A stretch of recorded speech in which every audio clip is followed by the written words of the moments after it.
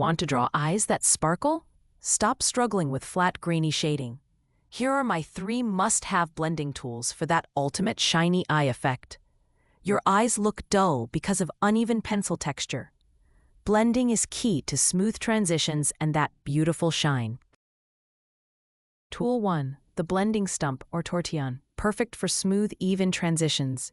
Use it in the darker areas of the iris and around the eyelids for seamless gradients. It picks up graphite and spreads it beautifully. Tool 2. The Cotton Swab or Q-tip, ideal for lighter areas like the sclera, the white of the eye, or subtle skin tones around the eye. It creates a much softer blend than a stump, perfect for delicate areas. Tool 3. A soft brush like a makeup brush. This is for the ultimate smooth finish.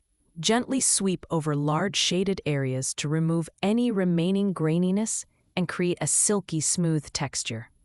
It's magic for subtle light areas and reflections. Master these 3 tools and give your eyes that captivating shine. Don't forget to like and follow for more pro art tips.